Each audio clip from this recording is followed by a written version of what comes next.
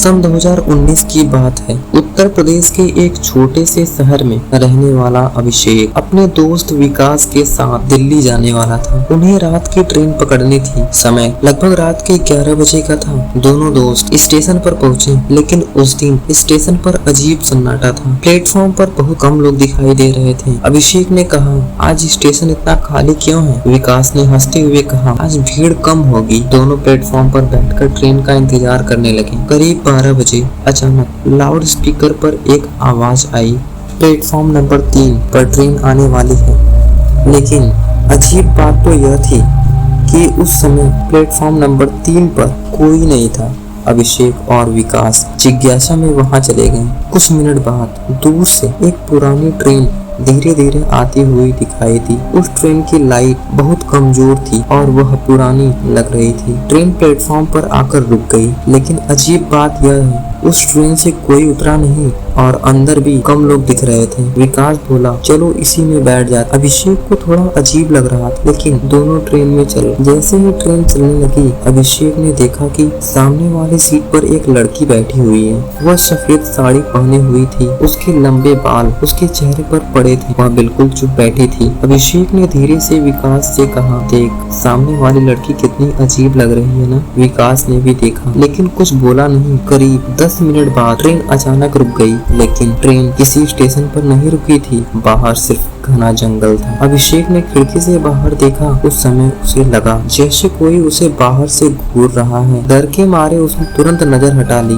तभी सामने बैठी लड़की धीरे धीरे खड़ी हुई। उसने धीरे धीरे अपना चेहरा ऊपर उठाया और उसकी आंखें पूरी तरह काली थी। अभिषेक का दिल जोर से धड़कने लगा। लड़की ने बहुत धीमी आवाज में कहा, तुम लोगों को इस ट्रेन में नहीं आना चाहिए। तो विकास घबरा गया और बोला, क्यों? लड़की ने खिड़की की तरफ इशारा किया। अभिषेक ने खिड़की से बाहर देखा और उसका खून जम गया, क्योंकि बाहर दर्जनों लोग ट्रेन के बाहर खड़े थे, लेकिन वे लोग जिंदा नहीं लग रहे थे।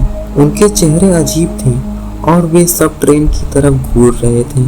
अचानक ट्रेन के अंदर की सारी लाइट बंद हो गई। पूरा डिब्बा अंधेरे में डूब गया। कुछ सेकंड बाद अभिषेक को महसूस हुआ कि कोई उसके कंधे के बिल्कुल पास खड़ा है। उसने धीरे धीरे मोबाइल की टॉर्च ऑन की। जैसे ही रोशनी सामने पड़ी, वह लड़की अब उसके बिल्कुल सामने खड़ी थी, लेकिन इस बार उसका चेहरा इंसान जैसा नहीं था। वह मुस्कुरा रही थी और उसने कहा, यह ट्रेन जिंदा लोगों के लिए नहीं है। अचानक ट्रेन बहुत तेज चलने लगी। अभिषेक और विकास डर के मारे चिल्लाने लगे। करीब 5 मिनट बाद ट्रेन अचानक रुक गई। उन्होंने आंखें खोली। वे दोनों फिर से उसी स्टेशन पर खड़े थे, लेकिन इस बार स्टेशन पर बहुत भीड़ थी। एक बुजुर्ग आदमी ने उनसे पूछा, तुम लोग ठीक हो? अभिषेक ने घबराकर पूछा, अभी यहाँ जो ट्रेन आई थी वो कहाँ गई? बुजुर्ग आदमी का चेहरा गंभीर हो गया। वह धीरे से बोला, बेटा, उस ट्रेन का एक्सीडेंट 2016 में हुआ था। उसके बाद से लोग कहते हैं कि वह ट्रेन कभी कभी रात में दिखाई देती है। अभिषेक और विकास के